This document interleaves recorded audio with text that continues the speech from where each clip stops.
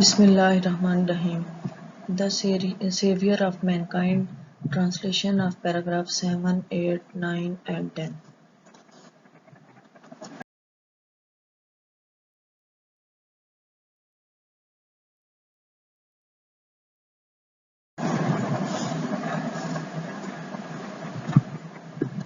Paragraph 7.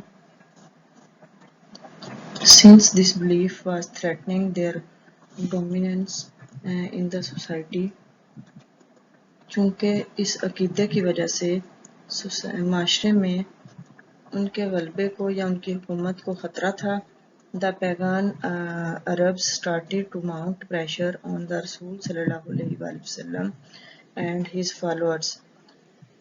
عرب کے کفار نے رسول اللہ صلی اللہ علیہ وآلہ وسلم اور ان کے پیروکاروں کو پر شدید دباؤ ڈالنا شروع کر دیا. They wanted them to renounce their cause. وہ چاہتے تھے کہ وہ اپنے مقصد سے پیچھے ہٹ جائیں. And take to idol worshipping. اور بتوں کی پوجا شروع کر دیں.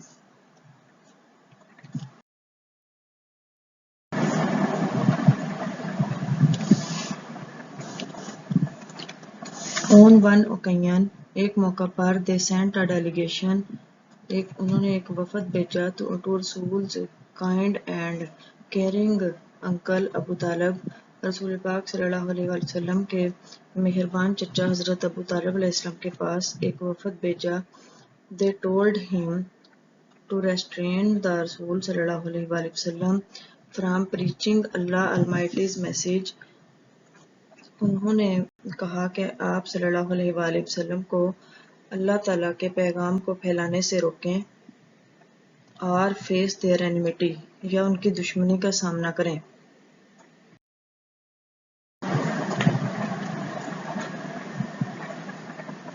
Finding himself in a dilemma, he sent for his nephew. اپنے آپ کو مشکل میں گرا دیکھ کر انہوں نے اپنے بھتیجے کو بلایا. And explained to him the situation. اور ان کے سامنے ساری صورتحال واضح کر دی. The Rasul صلی اللہ علیہ وآلہ وسلم responded with these memorable words. رسول اللہ صلی اللہ علیہ وآلہ وسلم نے ان یادگار الفاظ کے ساتھ جواب دیا.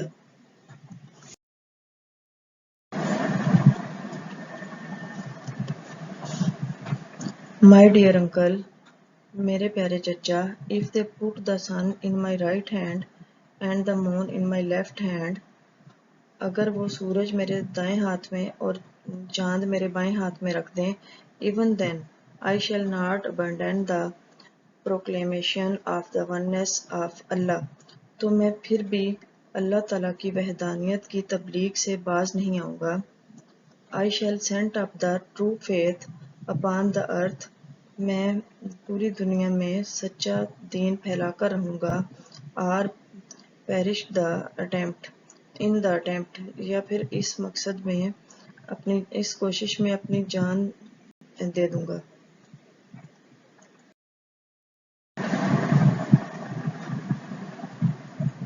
پیراگراف 8.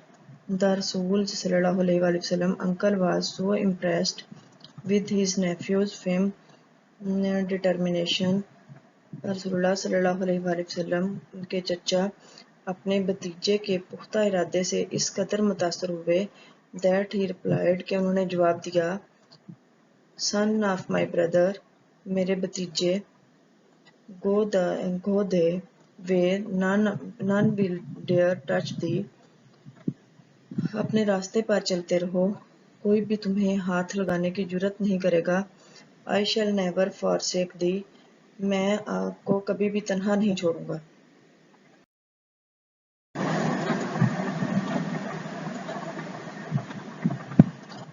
And the Rasul صلی اللہ علیہ وآلہ وسلم did go the way Allah Almighty had chosen for mankind.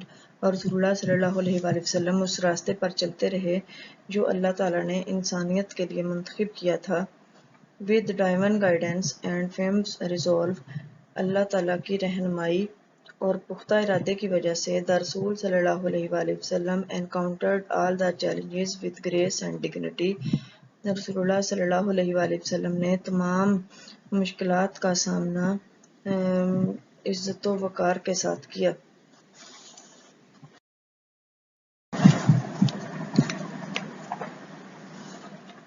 In no time, he elevated man to the highest possible level in both spiritual and worldly domains. کچھ ہی عرصے میں آپ صلی اللہ علیہ وآلہ وسلم انسانوں کو روحانیت اور دنیاوی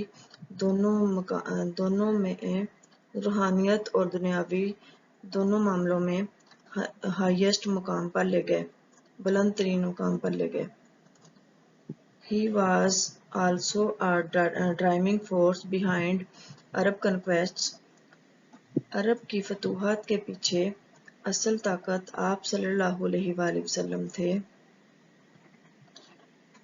which have created an everlasting impression on human history.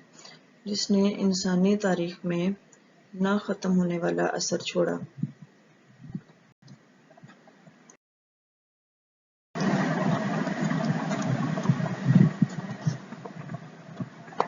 No wonder، زیادہ حیرانی کی بات نہیں ہے. He is universal acknowledged as the most influential figure in history. زیادہ حیرانی کی بات نہیں ہے کہ آپ کو تاریخ میں با اثر ترین شخصیت کے طور پر جانا جاتا ہے. In the words of Mitchell Hurt, a great historian، ایک عظیم تاریخ دان میچل ہرٹ کے الفاظ ہیں.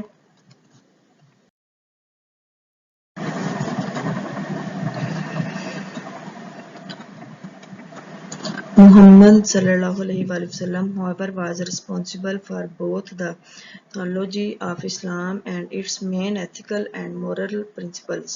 محمد صلی اللہ علیہ وآلہ وسلم اسلام کی مذہبی اور اس کے ادبی اور اخلاقی اصولوں کے ذمہ دار ہیں. In addition, he played a key role in proselytizing the new faith، نئے عقیدے کی تبلیغ میں، and in establishing the religious practices، اور مذہبی حدود کو قائم کرنے کے لیے آپ نے اہم کردار ادا کیا.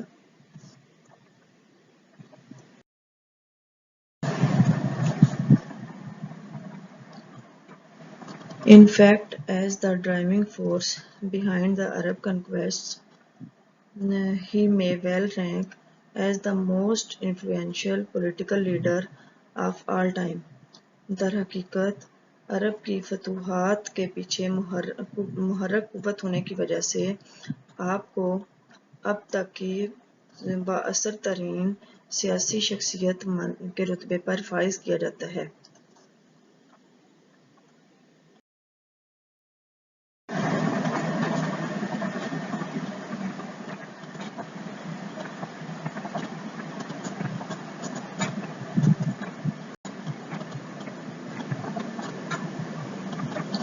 Such a thorough transformation of man and society، انسان اور معاشرے کو مکمل طور پر بدلنے کے لیے owes to the Rasul's deep faith in Allah Almighty to his love for humanity.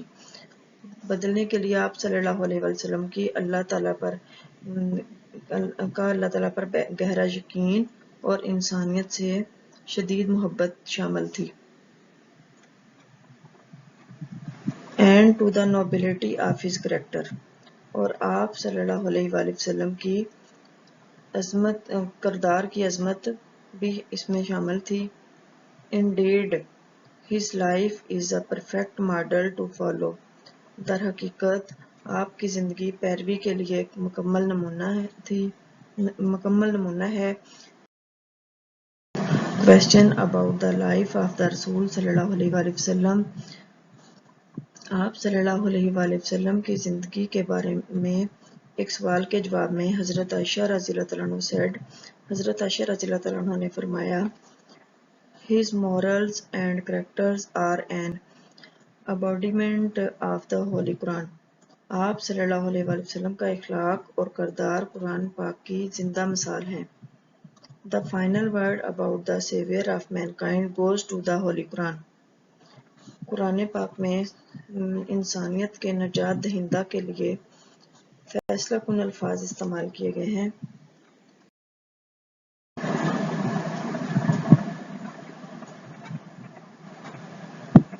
یا ایہا النبی، اے نبی، انا ارسلناک، بے شک ہم نے آپ کو بھیجا، شاہدن گواہ بنا کر، ومبشرن اور خوشخبری سنانے والا بنا کر، ونذیرن اور ڈرانے والا بنا کر. اے نبی، بے شک ہم نے آپ کو گواہ بنا کر، خوشخبری سنانے والا بنا کر اور ڈرانے والا بنا کر بھیجا. وداعین اور دعوت دینے والا الی اللہ، اللہ کی طرف، باذنہ اس کے حکم سے، وسراجا منیرا اور روشن چراغ، اور اللہ تعالیٰ کے حکم سے اس کی طرف دعوت دینے والا بنا کر بھیجا اور روشن چراغ بنایا.